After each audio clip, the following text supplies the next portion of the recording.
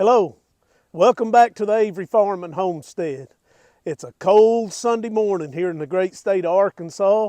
We're going to get around and work with some cattle today, do some feedings. So come along with us, escape the ordinary, and experience the farm life.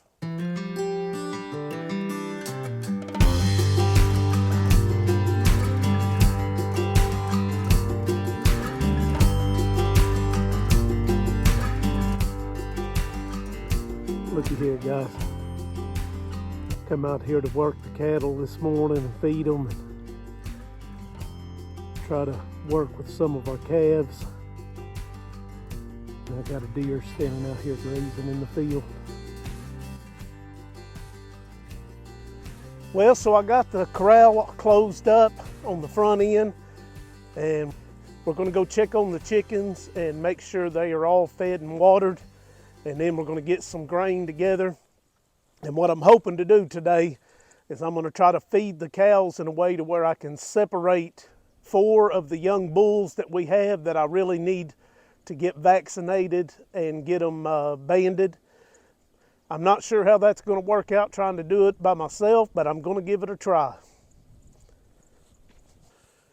Let's walk in here and check on the baby chicks and see how they're doing. Our temperature did get down last night into the 20s. That's not unusual for here in the state of Arkansas, but it's kind of uncomfortable. So let's see how the chicks are holding up with this colder weather.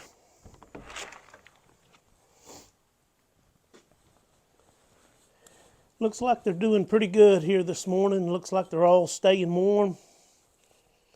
As you can see, they're really growing. And I'm needing to try to get them out today and put in some new bedding. We've got one little chick that has got, I believe, what they call splay leg. You can see how it's trying to walk there. We're going to try to see if there's any way we can correct that. It seems to be getting better, but we're not for sure what all we're going to have to do to try to correct that. Hopefully we can get him to pull through it. All right, let's get some feed together for the big chickens.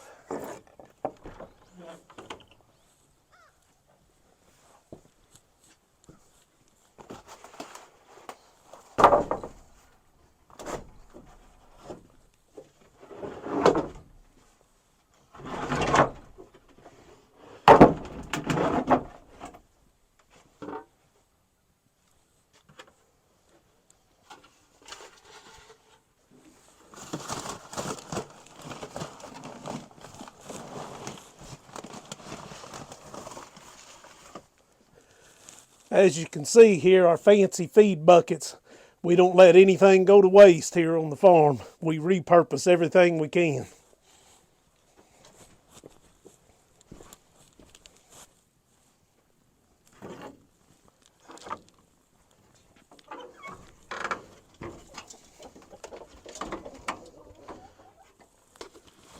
Good morning, ladies and gents.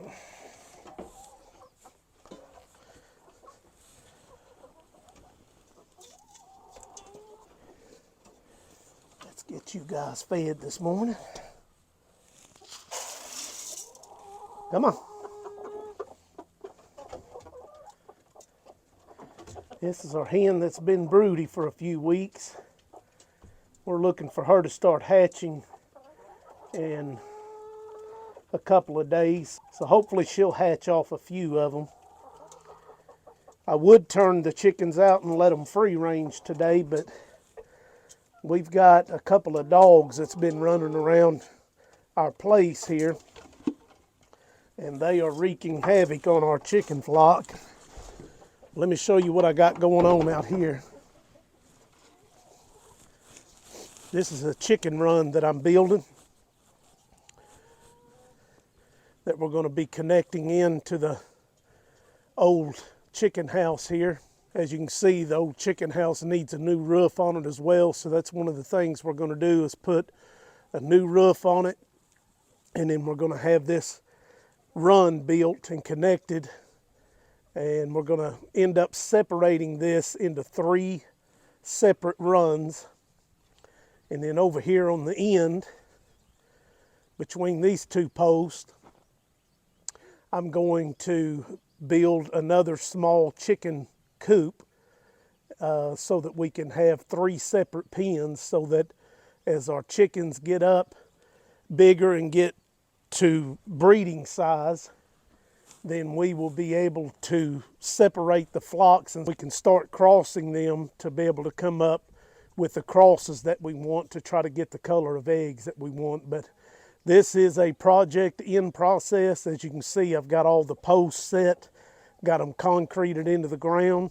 So hopefully next week through next weekend, we're going to be out here and get back on this and start getting this thing put together so that we're able to turn the chickens out without having to be out here watching them the whole time.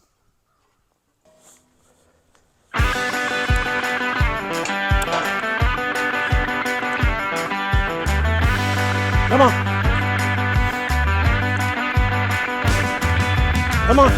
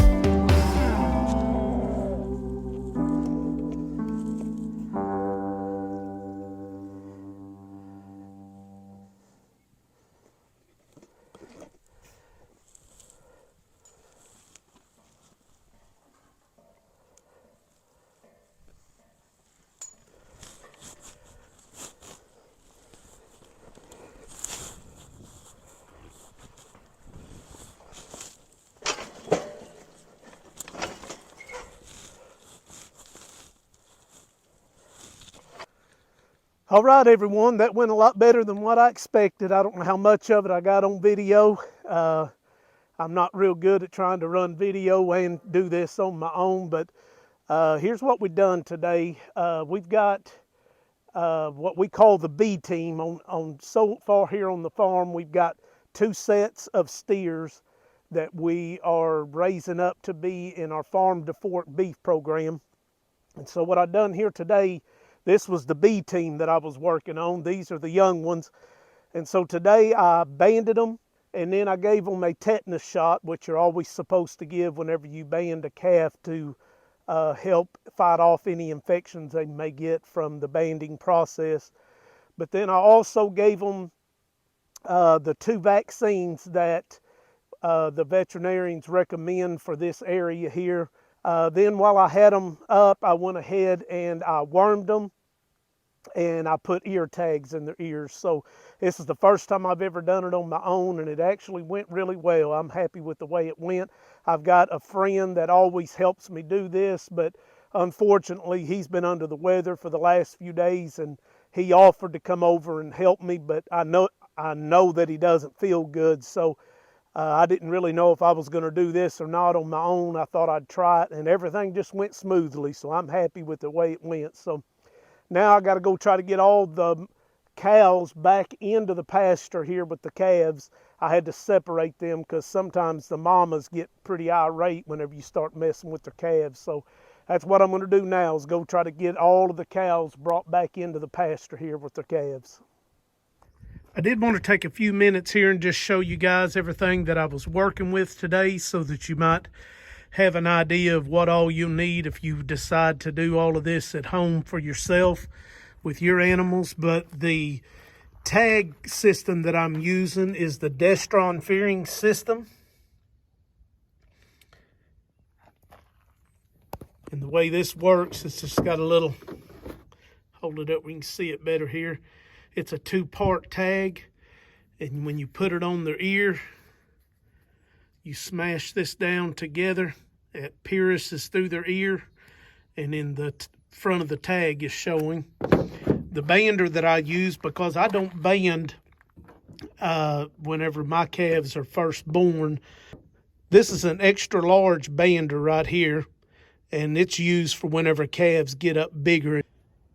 And the way this thing works here, it's got an extra large mouth on it that allows you to band calves that are bigger, and you can see that it opens up really wide. And I do want to give you a tip on these in cooler weather.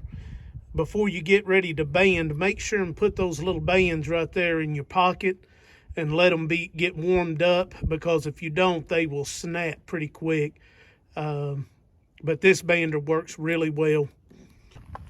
And then on the vaccines that I used, this right here is the Virus Shield, and it vaccinates against the bovine respiratory diseases, as well as the viral diarrhea and several other things. This has 6 different vaccines in it. And in this vaccine right here is a Boehringer vaccine, and it vaccinates against blackleg, which is a disease that is common in this area among young calves. And it is a very vicious disease that once it's started, it spreads and it can kill a bunch of your calves.